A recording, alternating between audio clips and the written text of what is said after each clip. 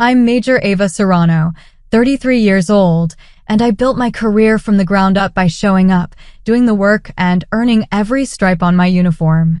For years, I held my family together, covering for my sister, supporting her, defending her.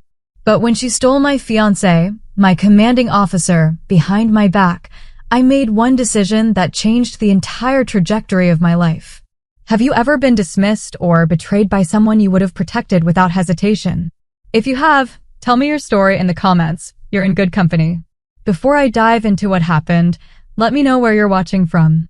And if you've ever had to reclaim your dignity after someone tried to tear it down, hit like and subscribe. What came next even I didn't see coming.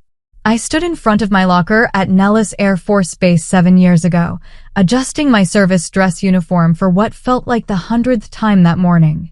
First Lieutenant Ava Serrano, 26 years old, on track for captain, focused on my career in a way that left little room for doubt. My father had taught me that. Chief Master Sergeant Robert Serrano didn't raise daughters who second-guessed themselves. He raised women who understood that respect was earned through consistency, not demanded through volume. My sister Lena arrived at the officers' club that evening wearing a dress that cost more than my monthly uniform allowance. She wasn't military. She'd never been interested in service, only in the benefits that came with proximity to it. But lately, she'd been showing up to more of my professional events than ever before. She called it support. I was beginning to call it something else. "Ava, you look so serious," she said, touching the edge of my sleeve. "Does Reed ever tell you to relax? You're engaged to a captain now. You can afford to smile more." Reed Mercer had made captain 6 months earlier. The promotion suited him in ways that went beyond the pay grade. He stood differently now, spoke with a new kind of authority that sometimes felt performative. When Lena complimented his uniform that night, I watched him straighten his shoulders, watched him hold her attention a fraction too long. It was subtle. The kind of thing you notice only because you know someone well enough to recognize when they're enjoying being seen. "I smile when there's something worth smiling about," I said. Lena laughed. "That's so you. Always so disciplined." "I could never date someone enlisted, you know. The rank matters." "You're lucky Reed's an officer." I didn't respond. Reed was across the room talking to Lieutenant Colonel Patrick O'Neill, my commanding officer, but I saw him glance our way. Saw him register Lena's presence the way people register sunlight after being indoors too long. Over the next few weeks, Lena started appearing at places she had no reason to be. A change of command ceremony where she knew no one. A dining out event that required tickets she somehow acquired. Each time, she gravitated toward Reed. Each time, he allowed it. "Your sister's really interested in military culture," Reed said one night as we drove back to my apartment. "Is she?" "She asks good questions. About protocol, about what it takes to move up in rank. She's curious." "She's curious about status," I said. "There's a difference." He was quiet for a moment. Then, "Not everyone sees the world the way you do, Ava. Some people need to understand the structure before they can respect it." That was new. That tone. Like he was explaining something to a subordinate rather than talking to the woman he planned to marry. I let it go. I told myself he was adjusting to his new rank, finding his footing as a captain. I told myself a lot of things that turned out to be generous interpretations of behavior I should have questioned harder. My promotion ceremony rehearsal happened on a Tuesday morning at 0900 hours. Lena showed up wearing jeans and a base softball team jacket she'd borrowed from somewhere. And an officer's cap. Not hers. Not mine. Just a prop she thought was funny. "Look, I'm Captain Lena," she said, saluting sloppily. The other officers smiled politely. Reed laughed. Not a quick chuckle, but a real laugh that went on too long, that encouraged her to keep the hat on, to keep playing the role. I watched them both. Watched the way she performed for him. Watched the way he rewarded the performance. "Lena, give it back," I said quietly. "Relax, Ava. It's just a joke. It's not funny." Reed touched my arm. "Come on. She's just trying to lighten the mood. You've been so tense lately." That was the first time he sided with her over me in public. I felt it like a shift in air pressure before a storm. Something foundational had moved, and I couldn't identify exactly when or how. Lena started using his first name. Not Captain Mercer. Not even Reed when we were all together in professional settings. Just Reed, casual and familiar, like they'd known each other longer than they had. Like she had access to him that superseded my own. He didn't correct her. I brought it up once, carefully. It seems like Lena's around a lot lately. She's family, Reed said. I thought you'd want me to get along with your family. Getting along is different from what, Ava? From being friendly? From treating your sister like a person instead of someone beneath my notice. I stopped talking. He'd reframed my concern as elitism, as me being the problem. It was skillful. I didn't recognize it then as deflection. I recognized it as me being told I was wrong about my own observations. Lena called him before she called me. I noticed because my phone logs were part of my security clearance updates, and I saw her number in my recent contacts less and less, while Reed's screen lit up with her name more and more. When I asked about it, he said she was asking advice about a job application. Then it was advice about an apartment lease. Then it was just talking because they got along. She understands ambition, Reed said. She gets what it takes to build something. And I don't. You're good at following orders, Ava. That's not the same thing. I was a first lieutenant who'd scored in the top percentile of my peer group on leadership evaluations. I'd run training operations that Reed hadn't even observed. But he'd started to see me differently. Or maybe he'd always seen me this way and I'd been too focused on building a future with him to notice. My father came to visit during this time. Chief Master Sergeant Serrano retired, but still carrying himself like a man who'd spent 30 years teaching younger airmen what integrity looked like.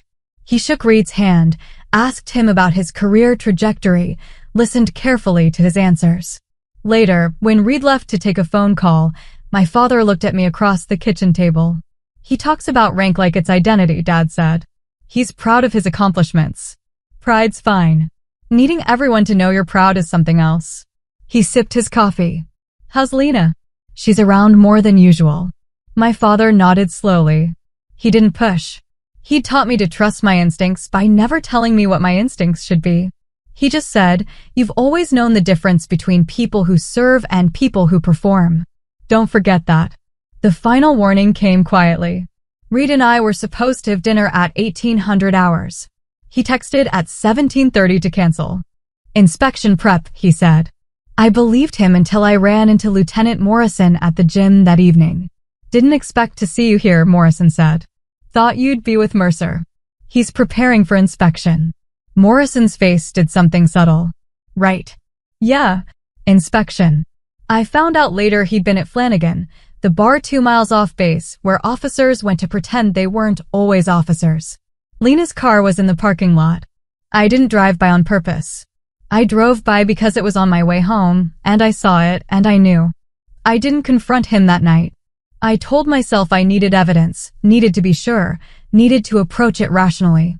What I actually needed was time to prepare for something I already knew was happening. You don't spend your life learning to assess tactical situations without recognizing when you're in one. I started noticing everything. The way Reed's phone was always face down now. The way Lena stopped texting me, but her social media showed her at places near the base, near his schedule, near his life. The way he criticized my career choices more often, my decisions, my priorities. You'll understand once you have real responsibility, he said when I mentioned possibly applying for a training command position. Real responsibility. I was managing logistics for a squadron. He was a captain with a staff job. But somehow, in his mind, in the story he was building, I was the one who didn't understand what leadership meant. When Lena showed up at the promotion ceremony wearing that borrowed cap, making that joke, and Reed laughed too long, I knew. Not suspected. Knew. The way you know an aircraft's going down before the alarm sound. The way you feel a fracture before the break. She called him Reed in front of me. He smiled. He didn't correct her. And in that moment, I understood I was watching two people become a team while I stood outside the formation. The question wasn't whether they would cross a line. The question was whether I'd still be standing there when they did. The call came at 1300 hours on a Thursday. My commanding officer, Lieutenant Colonel Patrick O'Neill, asked me to come to his office. Not requested. Asked. There's a difference in the military. Requests are optional. When your CO asks, you show up. I walked across the quad in my combat uniform, mentally cataloging everything I'd done in the past month that might require his attention. I came up empty. My performance reviews were solid. My flight certifications were current. I hadn't missed any deadlines or briefings. Whatever this was, it wasn't about my work. O'Neill gestured to the chair across from his desk. He looked uncomfortable in a way that senior officers rarely do. Lieutenant Serrano, I need to inform you of a situation involving Captain Mercer. My stomach dropped, but I kept my face neutral. Yes, sir. He came to me this morning to report a personal conflict. He's requesting to dissolve your engagement due to what he described as incompatibility in long-term goals. The room felt smaller. He reported it to you before discussing it with me. He followed protocol for potential conflicts of interest, given your working relationship on base. O'Neill's voice was careful, professional. I'm informing you as a courtesy and to ensure you're aware before any official documentation is filed. Documentation. If the engagement is formally ended, it needs to be noted in both your personnel files. Relationship status affects certain assignments and clearances. I sat there absorbing the tactical precision of what Reed had done. He'd turned our relationship into a chain of command issue, made it official before making it personal, protected himself professionally while dismantling everything personally. Understood, sir, I said. O'Neill cleared his throat. For what it's worth, Lieutenant, this reflects nothing on your performance or professionalism. Your record speaks for itself. Thank you, sir. I walked out of that office and went straight to the parking lot. Not to my car. Just to stand outside in the Nevada heat and breathe. Reed had ended our engagement through my commanding officer. He hadn't even had the basic human decency to say it to my face first. My phone buzzed. A text from Reed. We should talk. Can you come by tonight? I didn't respond. He called at 1900 hours. I didn't answer. At 2100 hours, he showed up at my apartment. I opened the door because refusing felt like giving him power over my space. You talked to O'Neill, he said. You made sure I would. He had the awareness to look slightly ashamed. Slightly.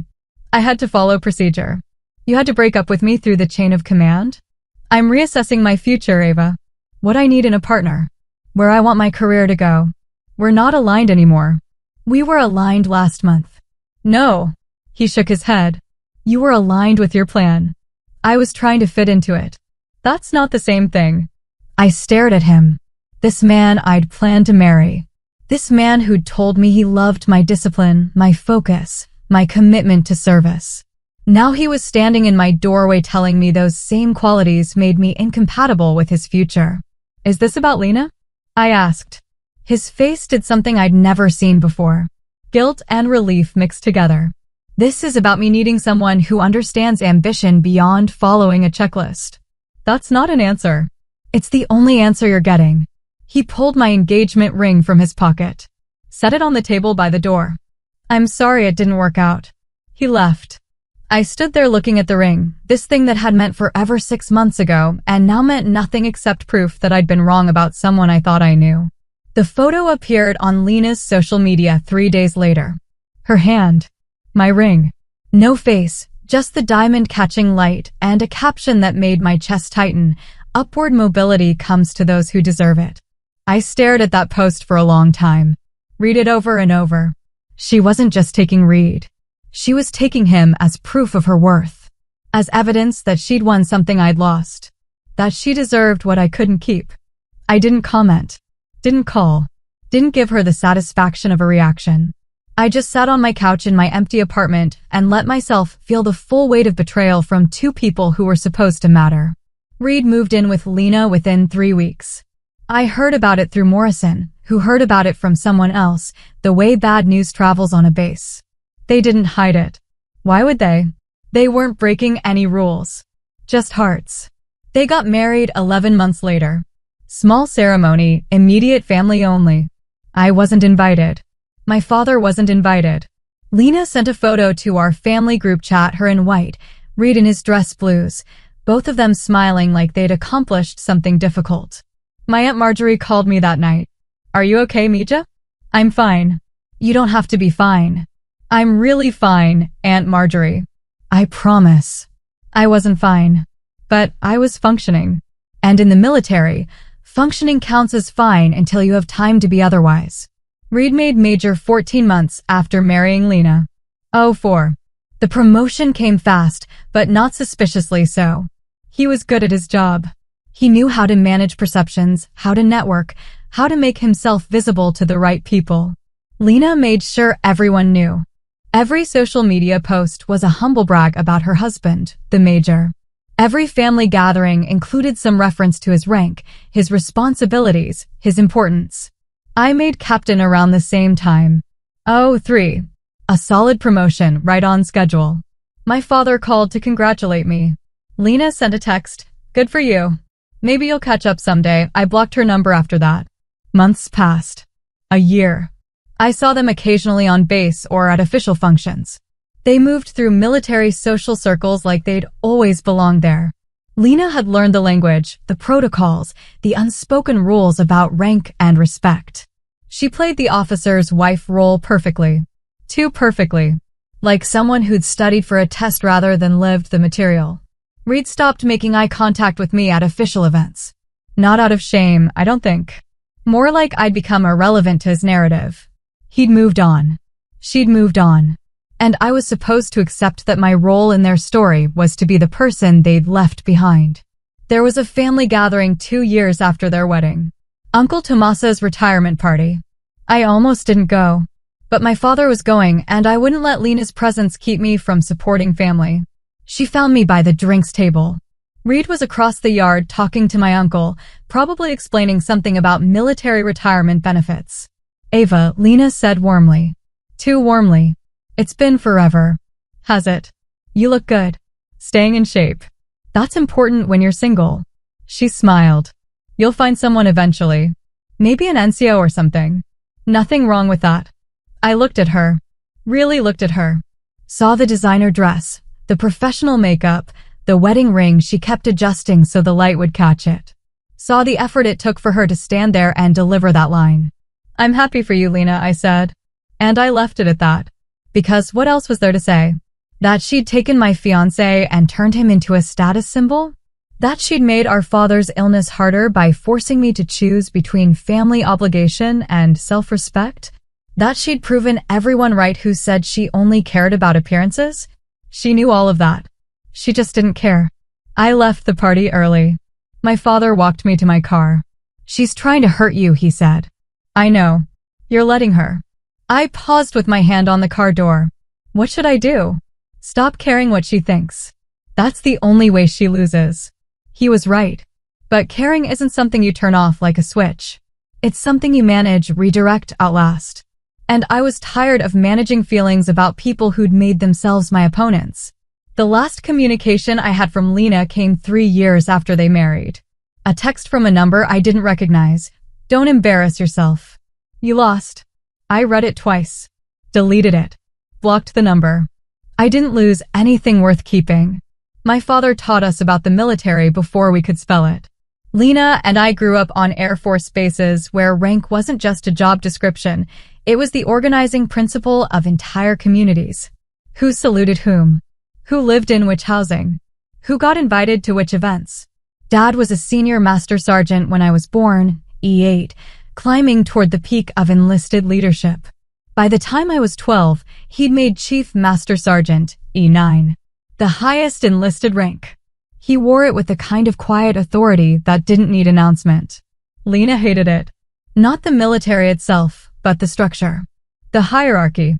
The idea that respect came from service rather than personality.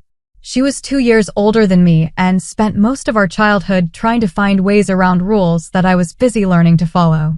Dad would give an instruction, be home by 2100 hours, keep your room inspection ready, address adults by their rank, and Lena would push back. Not outright defiance. Just constant negotiation, constant testing of boundaries.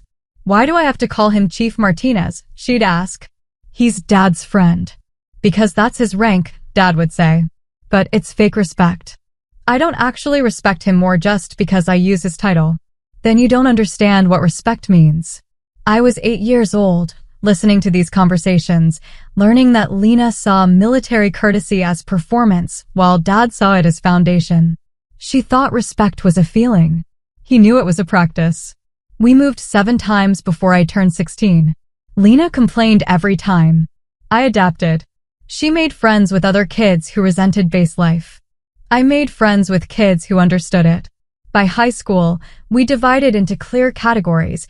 She was the one who counted down days until she could leave, and I was the one researching ROTC programs. When I got accepted to the Air Force Academy, my father cried. Actual tears. Chief Master Sergeant Robert Serrano, who'd maintained composure through deployments and inspections and combat operations, cried in our kitchen because his younger daughter was going to be an officer. Lena was in her room. She came out when she heard him, saw his face, looked at me. She's barely going to be an officer, she said. Second lieutenant is basically nothing. Dad's expression went cold. Second lieutenant is a commission. It's earned. And you'll address your sister's achievement with respect or you'll leave this house. She left. Stayed with a friend for 3 days. When she came back, she didn't apologize. Just acted like nothing had happened. That was Lena's pattern. Push until consequences arrived, then reset and pretend the push never occurred. I commissioned as a second lieutenant 2 days after graduation. 22 years old, 01, standing in my service dress uniform while my father saluted me for the first time. Protocol dictated that he initiate the salute, enlisted salute officers first, even when the officer is your daughter. I returned it, and something passed between us that Lena would never understand. Mutual respect earned through mutual commitment to something larger than ourselves. She didn't attend my commissioning ceremony. Said she had work. She was waitressing at the time, moving between jobs, between apartments, between versions of herself that never quite solidified into anything stable. I sent her photos. She responded with, "Congrats, I guess." I met Reed Mercer when I was 23, a year into my first assignment at Nellis. He was a first lieutenant then, 02, 3 years older than me, but only 1 rank ahead. He seemed grounded, mature. He'd been enlisted before commissioning, which gave him perspective that academy graduates sometimes lacked. We started dating after working together on a training exercise. He was patient with my long hours, understood the demands of the job, shared my commitment to service. Or so I thought. My father met him 6 months into our relationship. They talked for 2 hours about leadership philosophy, about the difference between authority and respect, about what it meant to serve. Reed said all the right things. Dad seemed satisfied. He knows the language, my father said after Reed left. Make sure he knows the meaning too. I didn't understand the warning then. Thought Dad was just being protective. Now I know he'd identified something I'd missed. Reed knew how to perform understanding without necessarily possessing it. Lena met Reed at a family barbecue. She was 28, still unmarried, still moving through life without clear direction. She'd cycled through community college classes and entry-level jobs and relationships that ended badly. She showed up to the barbecue wearing too much makeup and too high heels for a backyard event, and she focused on Reed immediately. "So you're an officer," she said, like it was an accusation and a compliment simultaneously. "First lieutenant," Reed confirmed. "What's that mean for your future?" "Hopefully captain soon. Then major if I stay competitive." "And dating another officer helps with that?" He laughed uncomfortably. "It doesn't hurt to have a partner who understands the lifestyle." I watched Lena process that. Watched her file it away. She'd always been strategic about people, collecting information she could use later. I thought she was just making conversation. I didn't realize she was conducting reconnaissance. Over the next year, our family dynamic settled into an uneasy rhythm. Dad was declining, not dramatically, but noticeably. Age and 3 decades of military stress were catching up with him. He retired fully, moved to a small house near Nellis so he could be close to me. Lena visited occasionally, usually when she needed money or advice or some kind of support she couldn't get elsewhere. I helped her. Repeatedly. Co-signed an apartment lease when her credit wasn't good enough. Wrote job references when she needed them. Lent her money she rarely paid back. She was my sister. That meant something to me, even when it clearly meant less to her. Reed proposed when I made captain. 26 years old, 03, with a solid career trajectory ahead of me. The proposal was thoughtful. He'd arranged a dinner at a restaurant near the base. Nothing over the top, just private and meaningful. I said yes because I believed we wanted the same future. Service. Partnership. A life built on shared values. Lena's reaction when I told her, "Wow, you're really doing the whole military spouse thing." "I'm doing the marriage thing," I said. "Reed just happens to be military too." "Right, but it helps that he's an officer." "You wouldn't marry enlisted." "That's not, I'm just saying what everyone's thinking, Ava. Rank matters in your world. Don't pretend it doesn't." She was wrong, but I couldn't prove it without sounding defensive. So I let it go.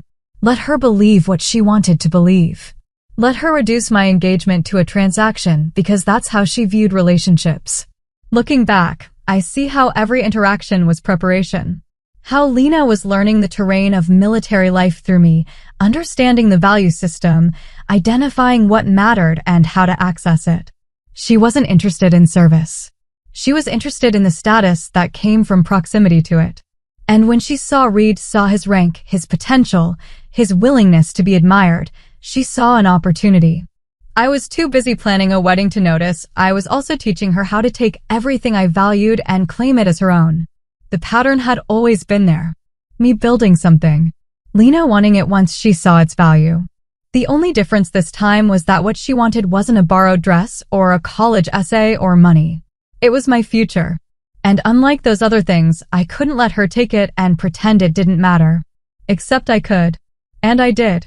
Because when Reed chose her, I chose to believe it was my failure rather than their betrayal. I chose to internalize their narrative, that I was too rigid, too focused, too devoted to my career to be what someone wanted in a partner. My father knew better. Before his health declined further, before things got complicated, he pulled me aside one afternoon. "Your sister doesn't want what you have," he said. "She wants people to think she has it. There's a difference." "What's the difference?" "One requires work. The other just requires a better story." He paused.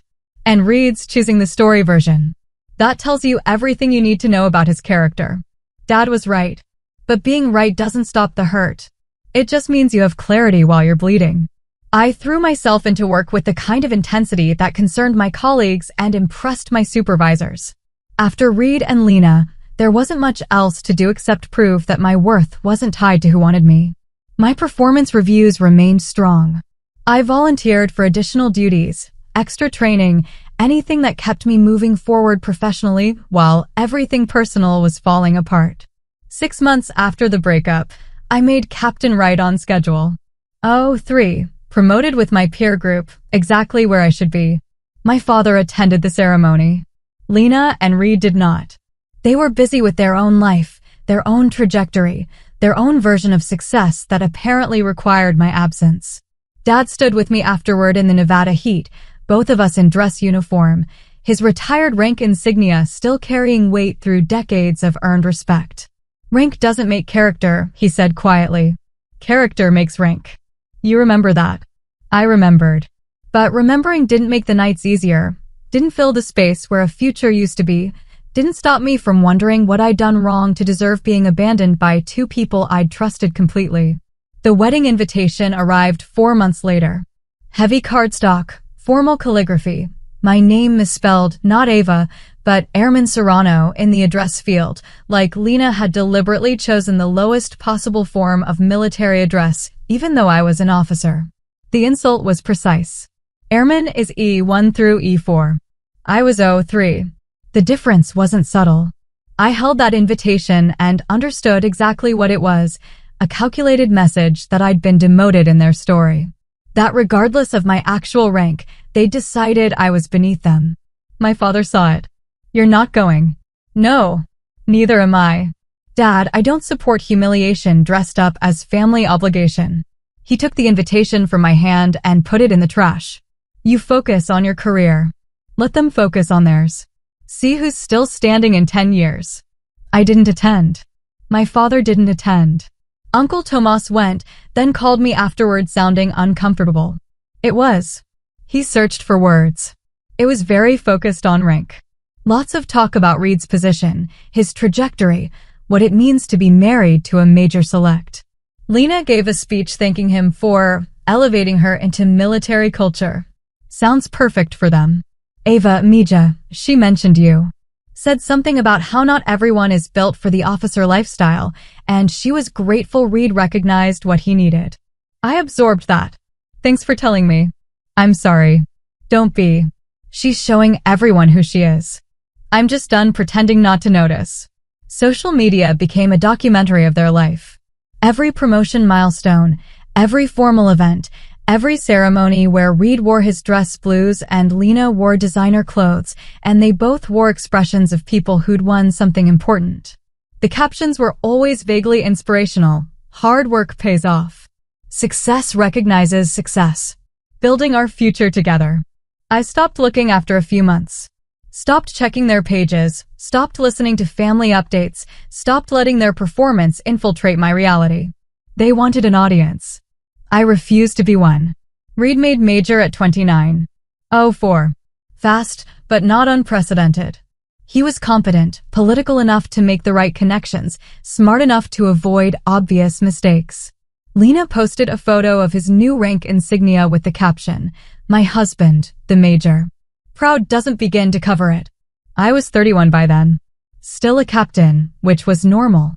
For promotion boards were competitive, and I was on track for my look the following year. But in Lena's narrative, I was stagnant. Stuck. Left behind while they climbed. Dad got sick 2 years after their wedding. Nothing sudden, just the slow accumulation of age and stress and genetics catching up. Hypertension, cardiac issues, declining kidney function. He started needing regular appointments, medications, adjustments to a lifestyle that had been regimented by 3 decades of military discipline. I took leave to help him through the worst of it. Drove him to appointments, managed his medications, made sure he was eating properly and resting when he should. Lena called occasionally, asked how he was doing, promised to visit soon. She rarely did. When she did visit, she talked about Reed's career, about their house, about the officer's spouse club she'd joined, about everything except our father's health or what I was doing to manage it. Dad noticed. He always noticed. Don't waste energy resenting her, he told me one afternoon while we waited for a cardiology appointment. She's living a performance. That takes all her energy. She doesn't have any left for real things. Real things like her father dying? I'm not dying today. But yes, like that. I held his hand in that waiting room and realized that the only family that mattered was sitting right there. Not the sister who'd chosen status over substance. Not the ex-fiancé who'd chosen image over integrity. Just this man who'd taught me what it meant to serve something larger than yourself, and who was facing his decline with the same dignity he'd brought to everything else. He stabilized for a while. Good days outnumbered bad days. I got promoted to major myself at 32:04, exactly on time, exactly where I should be. Dad was there for the ceremony. Lena sent a text, "Congrats. You're catching up." I blocked her again. It was becoming routine. Reed made lieutenant colonel at 33:05. Ahead of schedule, but not impossibly so. Some officers climbed fast. Some had mentors who pushed them forward. Some knew how to manage perceptions in ways that accelerated their trajectory. Reed was all three. Lena's posts became unbearable to the few family members who still followed both of us. Aunt Marjorie called me after one particularly egregious update where Lena had posted a photo of herself wearing Reed's rank insignia as jewelry. "She's wearing his silver oak leaves as earrings," Aunt Marjorie said, horrified. "Is that even allowed?" "It's tacky, but not illegal." "Ava, honey, she's making your father's illness about herself." The last post was about how stressful it is to support family while managing an officer's household. "Your father barely knows she exists." "I know. You're the one doing everything." "I know. I just want you to know that we see it. The family sees it." I appreciated that. But being seen didn't change the reality. I was still the one sitting with Dad through his bad days. Still the one managing his care while advancing my own career. Still the one choosing substance over story. 3 months before Dad's final decline, he had a good week. Clear-headed, energetic enough to sit outside and watch aircraft take off from the base we could see in the distance. You stayed true, he said. That's the only promotion that matters. I didn't understand what he meant then. Thought he was just being philosophical, maybe medicated, maybe emotional. Now I understand he was telling me that integrity outlasts performance. That the choices I'd made to serve honestly, to build character instead of image, to prioritize real things over appearances, those were the choices that would matter when everything else fell away. He passed 6 weeks later.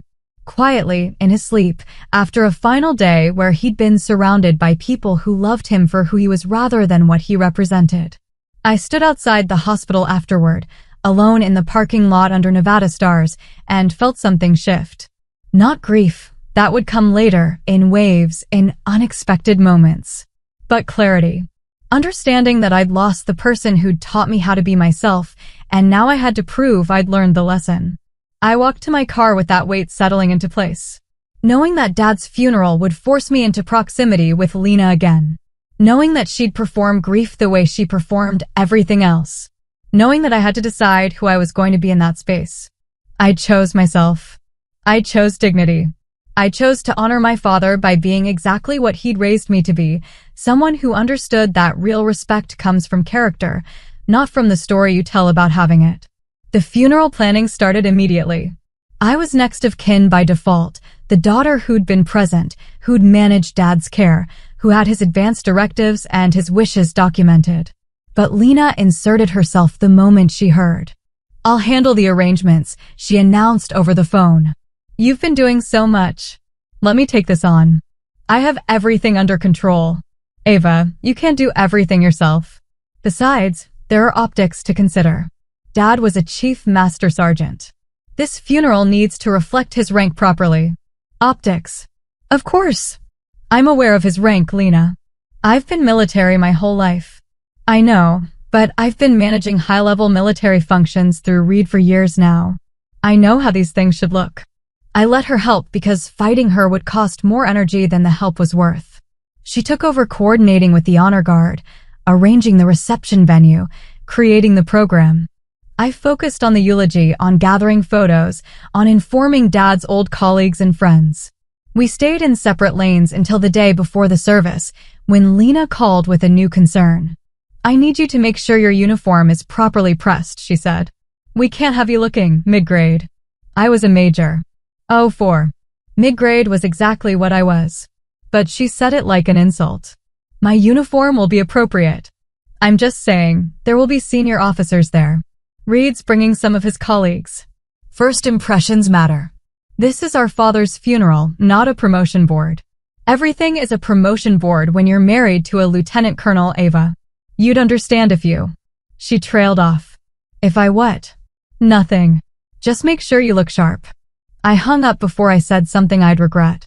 The truth was, I had someone in my life Lena knew nothing about. Colonel Daniel Hayes, 15 years older than me, with a career that spoke for itself and a personality that didn't need to. We'd met at a joint task force briefing 18 months earlier. He'd been recently widowed. I'd been recently promoted to major. We'd started talking about leadership philosophy and hadn't stopped. We'd married quietly 6 months ago. No announcement, no social media, no family notification. Just a small ceremony at the courthouse with 2 witnesses and a commitment that felt more solid than anything I'd experienced before. Daniel understood service in a way Reed never had. Understood that rank was responsibility, not identity. That marriage was partnership, not performance. I hadn't told my family because my family had proven they couldn't be trusted with information that mattered. Lena would have turned it into content. Aunt Marjorie would have meant well, but shared it with everyone. Uncle Tomas would have brought it up at inappropriate times. So I kept it private. Daniel and I built our life quietly, away from people who confused sharing with connection. Dad knew. I'd told him a month before he passed. He'd met Daniel twice, approved completely, and said only, "Don't let Lena make this about her when she finds out." She won't find out. She will. And when she does, remember, her reaction tells you about her, not about your choices. Now, standing in my quarters the morning of the funeral, I looked at Daniel in his dress blues, full colonel insignia, ribbons from deployments and commands, the bearing of someone who'd earned every bit of rank he carried. And I understood what Dad had meant. "You ready for this?" Daniel asked. "To bury my father or to deal with my sister?" "Both. I'm ready to honor Dad. Lena's performance is her problem." He kissed my forehead. "I'll follow your lead. If you want me to stay background, I'll stay background." "No," I said. "You're my husband. You belong next to me. Whatever reaction that causes is on them, not us." We arrived at the chapel 30 minutes before the service. The honor guard was already in position, 6 airmen in dress uniform, standing at attention, ready to carry a chief master sergeant to his final rest. Inside, the chapel was filling with Dad's colleagues, my colleagues, military members from across multiple generations who'd served with or under him. Lena arrived 20 minutes later in a black dress that probably cost more than my monthly housing allowance. Reed was beside her in his dress blues, lieutenant colonel rank gleaming, silver oak leaves catching light. And on Lena's lapel, pinned like a brooch, was Reed's full colonel insignia, the silver eagle that denoted 06. She was wearing his future rank as jewelry. At our father's funeral, I watched her work the room before the service, touching people's arms, accepting condolences with practiced grace, introducing herself as Chief Serrano's daughter, married to Lieutenant Colonel Mercer. Always the rank. Always the status. Always the performance. Daniel stood beside me, quiet and observing. He'd spent 30 years in the military. He recognized exactly what he was watching. "She's playing a role," he said softly. "She's always playing a role. You're not. I'm my father's daughter. That's the only role that matters today." The service was exactly what Dad wanted. Military precision, personal remembrance, respect without excess. I delivered the eulogy, keeping my voice steady through stories about a man who'd taught his daughters about integrity by living it rather than lecturing about it. I didn't mention Lena specifically, but everyone who knew our family understood which daughter had learned the lesson. At the reception afterward, Lena held court near the refreshments table. She'd positioned herself where everyone entering had to pass her, had to acknowledge her, had to witness her grief. I stayed near the memory boards, accepting quiet condolences from people who'd known Dad as a leader and a friend. I saw Lena notice Daniel before she understood who he was. Saw her register the colonel insignia, the bearing, the age difference between us. Saw her mentally categorize him as probably someone's husband, probably here to pay respects, probably irrelevant to her narrative. She approached me during a lull in conversations. Reed was behind her, looking uncomfortable in a way I recognized. He knew something was about to happen, and he wanted no part of it. "Ava," Lena said, loud enough to attract attention. "I'm so glad you made it. I know how busy you are with major responsibilities." "I've been here the whole time, Lena." She glanced at my uniform, at my rank insignia, at the absolute lack of jewelry or embellishment I wore. "Of course. You look appropriate. Very by the book. That's generally how military funerals work." She laughed, artificial and performative. "Still so serious. Dad would want you to relax." She fingered the eagle pin on her lapel. "Per you, though. Still single after all these years. Still working your way up. I got the man and the status. Some of us just have better instincts about these things." Several people nearby had stopped talking. They were watching this interaction with the kind of horrified fascination usually reserved for car accidents. I looked at my sister. Really looked at her. Saw the desperation under the designer clothes and borrowed insignia. Saw how much energy it took for her to maintain this performance. Saw how empty she'd become while trying to appear full. "Have you met my husband yet?"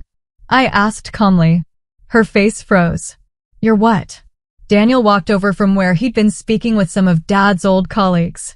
He moved the way senior officers move, no rush, complete confidence, undeniable presence. He placed his hand on my lower back, a gesture of support and partnership. "Lena, this is my husband, Colonel Daniel Hayes," I said. "Daniel, my sister Lena and her husband, Lieutenant Colonel Mercer." The room had gone completely silent. Every military member present recognized exactly what had just happened. Oh, 6 outranked 05. Colonel outranked Lieutenant Colonel. Daniel outranked Reed by a full grade, which in military hierarchy was not a small difference. Lena's face went white. Not pale, white. The kind of color drain that happens when reality fundamentally contradicts the story you've built your entire identity around. Reed stiffened to attention slightly, the automatic response to a senior officer, before catching himself and offering his hand. Colonel Hayes. I didn't realize you were.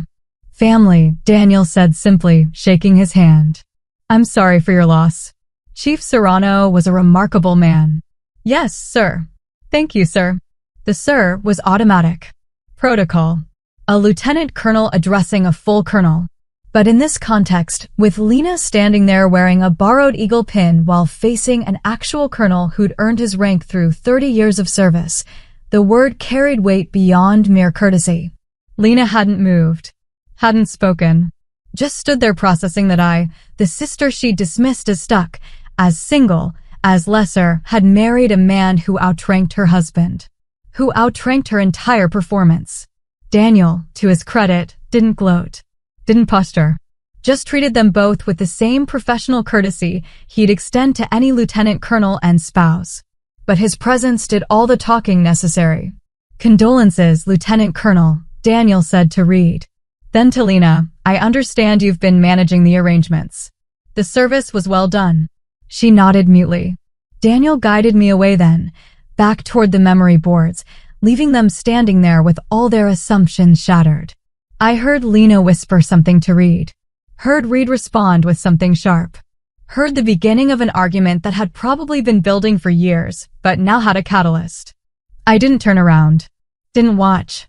Just walked away with my husband beside me, knowing that my father would have appreciated the precision of that moment. Not because it was revenge was beneath him, but because it was truth. And truth, he'd always taught me, was the only rank worth holding. The reception continued for another hour. I stayed the entire time, accepting condolences, sharing stories about Dad, being exactly what he'd raised me to be, present, respectful, real. Lena left early, claiming a headache. Reed stayed long enough to be professionally appropriate, but the discomfort radiated off him in waves. I didn't see them leave. I was talking to Chief Master Sergeant Martinez, one of Dad's closest colleagues, who was telling me about a deployment where Dad had personally mentored him through a leadership crisis. Your father didn't care about your rank, Martinez said. He cared whether you were learning, whether you were growing, whether you understood that leadership was service, not privilege. He taught me the same thing. I can tell. You carry yourself like his daughter. He paused. Not like some people who think being near rank makes them important. I knew he meant Lena. So did everyone else within earshot. 3 days after the funeral, my phone rang. Unknown number. I almost didn't answer, then recognized the area code as local. Hello. Ava. Lena's voice, smaller than usual. Quieter. Can we talk? I'm listening. Not on the phone. In person. Please. I met her at a coffee shop off base the next afternoon. She was already there when I arrived, sitting in the back corner, no makeup, hair in a simple ponytail. She looked tired in a way that had nothing to do with sleep. Thank you for coming, she said when I sat down. You said you wanted to talk. Why didn't you tell me you were married? Why didn't you tell me you were sleeping with my fiancé before you married him? She flinched. That's not the same thing. You're right. Your secret hurt me. Mine just embarrassed you. Not the same thing at all. She stirred her coffee without drinking it. I didn't know he was a colonel. Would it have mattered if you did? That's not fair. Lena, you wore Reed's rank insignia as jewelry to our father's funeral. You announced to everyone that you got the man and the status. You've spent 7 years making my life your competition. So yes, it's fair to ask if rank is all that matters to you. She was quiet for a long moment. Reed's been distant lately. More critical. He keeps telling me I don't understand military culture the way other officers' spouses do. That I try too hard. That I focus on the wrong things. And you're telling me this because? Because I don't know who else to talk to. I burned every bridge getting here, and now that I'm here, I don't know what I was trying to reach. I looked at my sister, this woman who'd taken everything I'd valued and turned it into a costume, and I felt something shift. Not forgiveness. Not reconciliation. Just a clarity about who she was and who I was, and how those two people couldn't occupy the same space. I can't help you, Lena. I'm not asking for help. I'm asking if we can start over. Start over to what? Another version of you resenting me for having something you want? Another cycle of you taking things that matter to me and claiming you deserve them more. That's exactly what you did. You didn't fall in love with Reed. You fell in love with the idea of taking him from me. You didn't marry an officer. You married the status that came with being an officer's wife. And now that status isn't enough anymore, you're looking around for what else you can claim. She blinked rapidly. Tears, maybe? Or just frustration. I know I hurt you, she said. I know I was horrible. But I'm trying to be better. Then be better. But not with me as your audience or your mirror or your competition. Be better because you actually want to be a better person. How do I do that? Lena, I've been trying to teach you that our entire lives. I can't want it for you more than you want it for yourself. I stood up. She reached for my hand, then stopped herself. Are you happy? She asked. With him? With your life? Yes. Then I guess you won. This was never a competition. That was always just your story about us. I left her there. Walked out to my car, drove back to base, went about my life. Daniel was waiting when I got home, reading a briefing document in his methodical way, glasses perched on his nose. How'd it go? He asked. She wanted to start over. What did you say? That we're adults and we live with our choices. He nodded. Put down the briefing. Pulled me into the kind of hug that didn't need words. We stood there in our kitchen, this man who'd chosen me for exactly who I was rather than what I represented, and I understood what Dad had meant about character making rank. Lena called twice more over the next month. I didn't answer. She sent a text. I understand if you need space. I just wanted you to know I heard what you said. I didn't respond. Space wasn't something I needed. Space was something I'd chosen. There's a difference. The military grapevine being what it is, I heard through Aunt Marjorie that Lena and Reed were struggling. That he was up for colonel, but the board had passed him over. That he'd become more focused on his career and less focused on their marriage. That Lena had tried to join several officers' spouse organizations, but hadn't fit in because she treated every event like a networking opportunity rather than community building. I felt nothing about any of it. Not satisfaction, not pity, not vindication. Just a distant recognition that people who build their lives on image eventually have to deal with the foundation cracking. My own career continued steadily. I was selected for lieutenant colonel below the zone, promoted to O5 ahead of schedule because of my performance, my leadership evaluations, my track record of service. Daniel threw a small celebration at our house, just close colleagues and friends, nothing performative or excessive. When Aunt Marjorie asked if I'd told Lena about the promotion, I said no. My professional achievements aren't her business anymore. That's very mature of you, Mija. It's not maturity. It's boundaries. 6 months after Dad's funeral, I got a letter forwarded from his estate attorney. A sealed envelope with my name in Dad's handwriting, marked to be delivered after his death. I opened it alone in my study. Read his words carefully. Ava, if you're reading this, I'm gone, and you've survived your sister's performance at my funeral. I'm betting she made it about rank. I'm betting you handled it with grace. I want you to know that watching you become the woman you are, the officer you are, has been the greatest privilege of my life.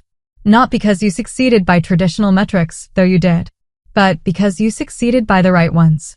You chose character over image, service over status, truth over performance. Your sister will spend her life trying to prove she deserves things. You spend yours actually deserving them. That's the difference between you. Live your life for yourself, not as a response to her choices. You've already won everything that matters. Love, Dad. I read it 3 times. Folded it carefully. Put it in my desk drawer where I kept things that mattered. Daniel found me there an hour later, just sitting quietly. You okay? He asked. I'm perfect. Letter from your dad? He wanted me to know I'd won. And have you? I thought about that. About my career, my marriage, my life built on foundations that couldn't be shaken by someone else's performance. About choosing substance over story every single day. Yes, I said. I have. The next 2 years passed with the kind of steady progression that comes from doing your job well without needing external validation. I commanded a training squadron, earned distinguished graduate at a leadership school, built a reputation for competence that had nothing to do with who I was married to and everything to do with how I led. Daniel made Brigadier General, 07, which meant late nights, higher stakes, and responsibilities that would have crushed a weaker marriage. Ours got stronger. We understood something fundamental about partnership, that supporting each other's success didn't diminish our own. That rank was something you wore, not something you were. I saw Lena once during this period, by accident, at a grocery store near the base. She was in the frozen food aisle, looking at meal options with the kind of exhaustion that came from more than just a long day. "Ava," she said when she noticed me. "Lena. How are you?" "Good. You?" "Fine. Busy." She paused. "I heard about Daniel's promotion." That's really impressive." "He earned it." "I'm sure." Another pause. Reed got passed over for colonel again. Third time. "They're suggesting he might want to consider retirement."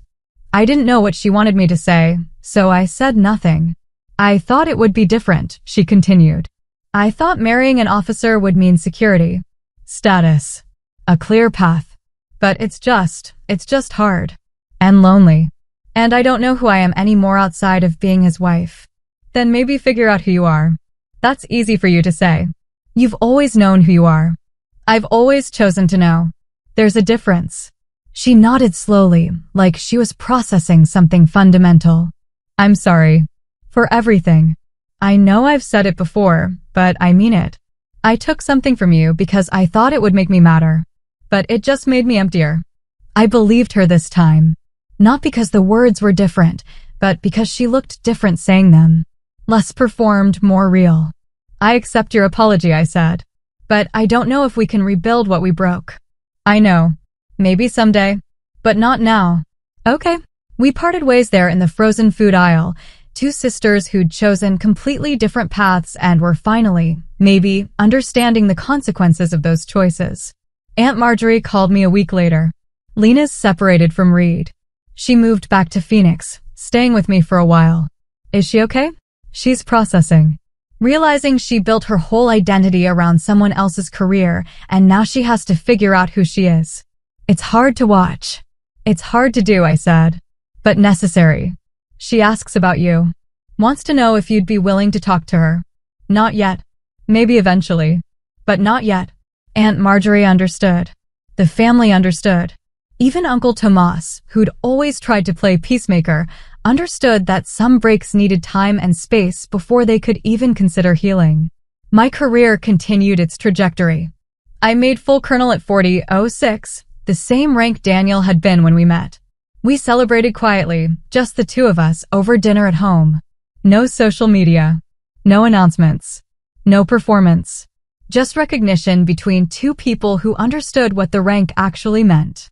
"You outrank Reed now," Daniel observed. "I try not to think about it that way. But you do outrank him. By 1 grade. Not by character. That gap's wider." He smiled. "Your dad would be proud." "I hope so." 3 years after Dad's funeral, I received an assignment to the Pentagon. High-level strategic planning, coordinating joint operations, the kind of work that could position someone for Brigadier General if they performed well. Daniel was already stationed there, which made the decision easier. We moved to Virginia. New command, new challenges, new opportunities to prove that I'd earned every rank I'd worn through competence rather than connection. Lena sent a card to our new address. I didn't know how she'd found it until I realized Aunt Marjorie must have shared it. The card was simple. "Congratulations on your new assignment. I'm proud of you. No performance. No comparison. No status reference. Just a sister acknowledging another sister's achievement." I put the card on my desk. Didn't respond, but didn't throw it away either. Left it there as a reminder that people could change, even if the relationship couldn't recover. 6 months into my Pentagon assignment, I ran into Reed at an interagency briefing. He was there as a subject matter expert, still a lieutenant colonel, clearly near the end of his career. He looked older, more worn, like the weight of his choices had caught up with him physically. "Colonel Serrano," he said formally when he saw me. "Lieutenant Colonel Mercer. I heard about your assignment. Congratulations." "Thank you." Silence. Awkward, heavy silence between two people who'd once planned a future together and now could barely manage small talk. "I'm sorry," he said finally. "For how things ended. For the choices I made. I thought I wanted what Lena represented. Turns out I just wanted the idea of it. Turns out wanting the idea of something isn't the same as building it." He nodded. "She left me, you know. Filed for divorce. Said I'd never actually seen her, just what she could do for my image. Was she wrong?" "No, she wasn't." He looked at me directly. "You deserved better. From both of us." "Yes, I did." "For what it's worth, you won. Reed, it was never a competition. That's what you and Lena never understood. I wasn't trying to beat anyone. I was just trying to be someone worthy of my father's respect." "Did you succeed?" "Yes, I did." He walked away then, back to whatever presentation he was supporting, back to a career that would end without the rank he'd once expected, back to a life that probably looked nothing like what he'd envisioned when he chose status over substance. I felt no satisfaction. No vindication. Just a quiet certainty that the choices I'd made, to focus on character, to build real things, to honor my father's legacy, those choices had been right even when they'd been hard. The Pentagon assignment lasted 3 years.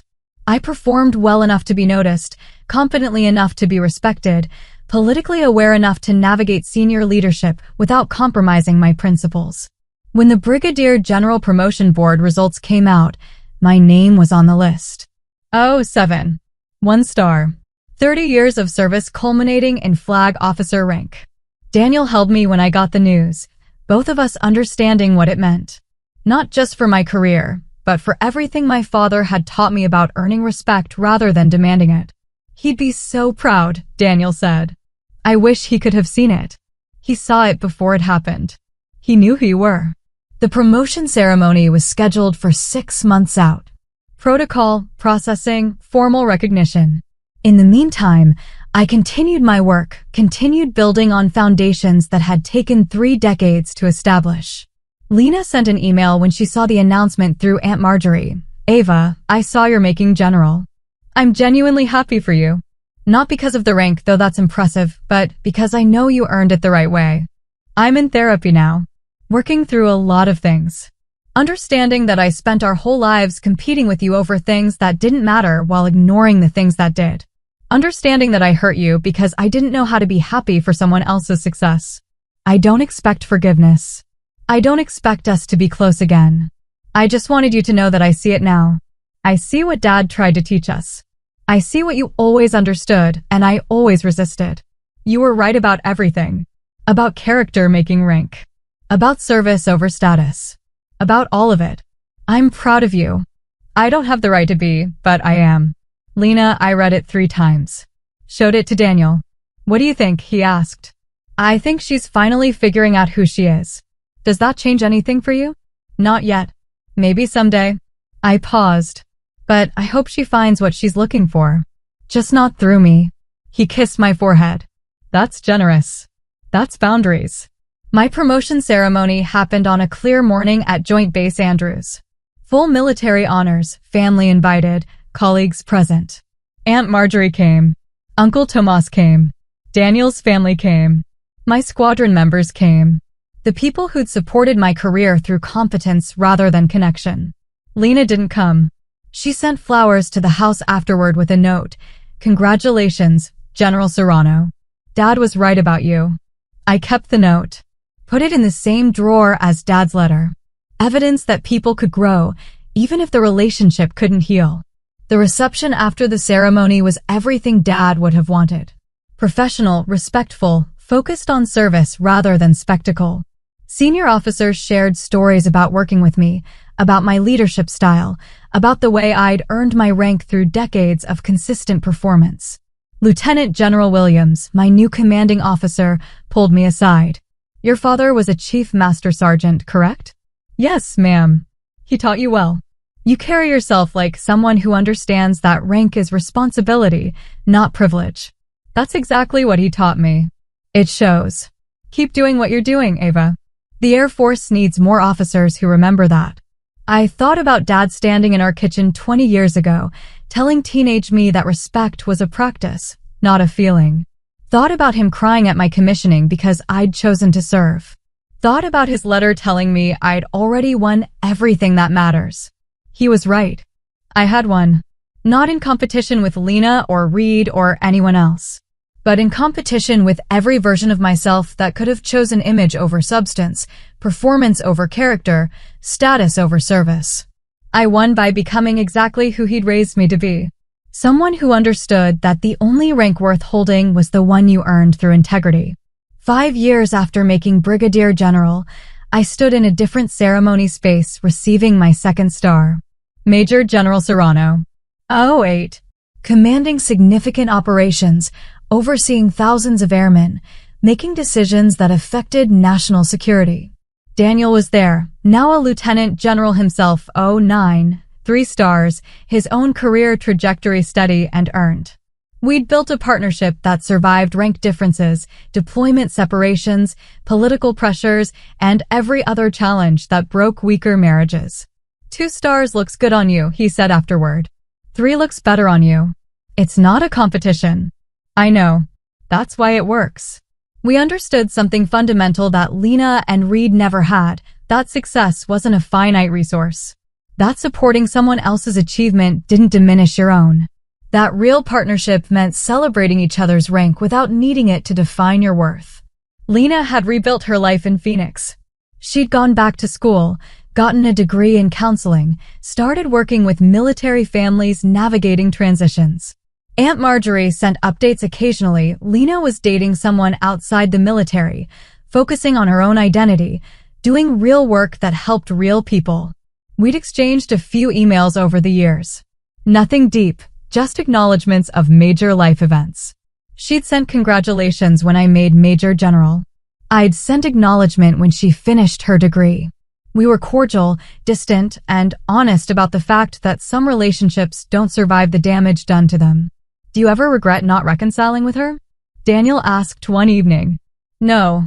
Reconciliation would require trust, and trust requires consistent behavior over time. She's doing better, and I'm genuinely glad for her. But that doesn't mean I need to let her back into my life. Your father would understand that.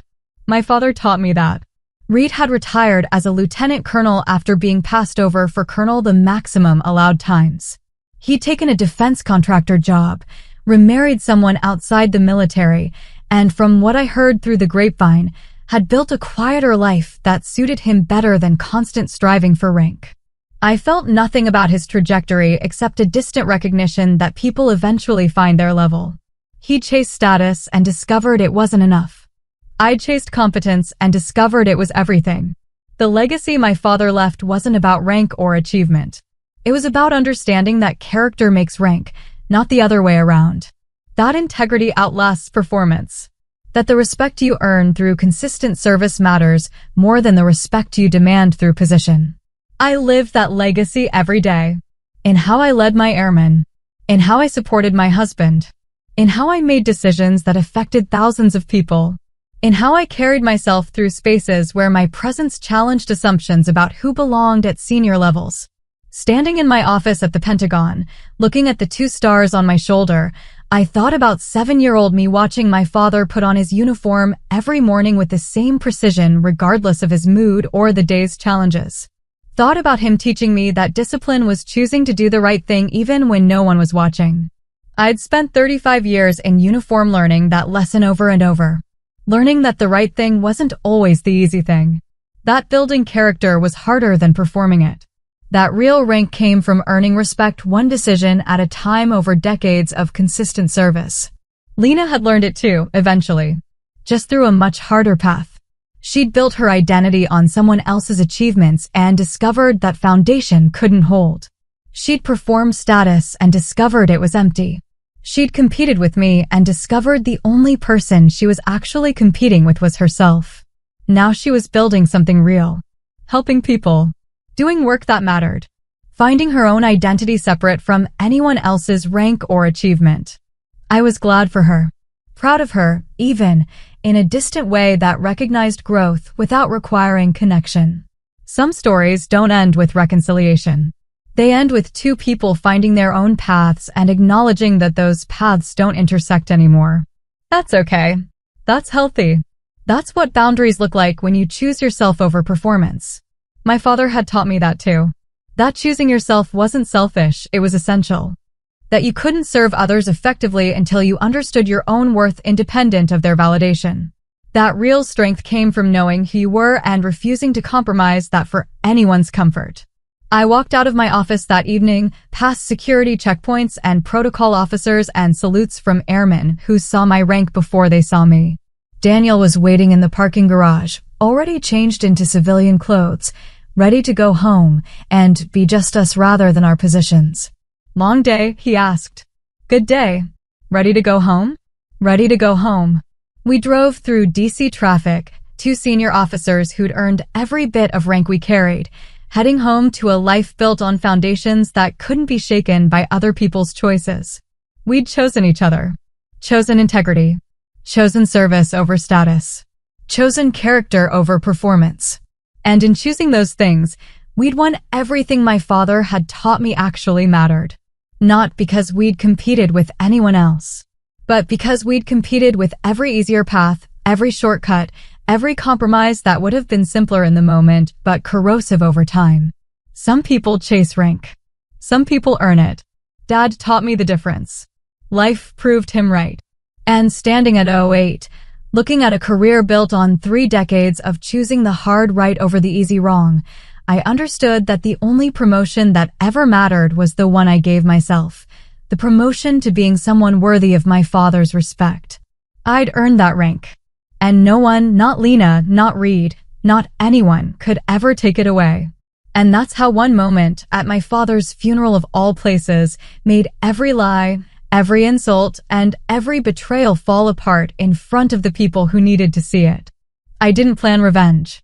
I just lived my life, built my career, and chose someone who valued me, and the truth did the rest. Now I want to hear from you. Have you ever had someone underestimate you, only for reality to correct them? Did a betrayal ever end up revealing who people really were? And what would you have done in my place? Drop your story in the comments. You never know who you'll help. If you want more true stories about boundaries, respect, and leveling up after being written off, make sure to like, subscribe, and turn on notifications.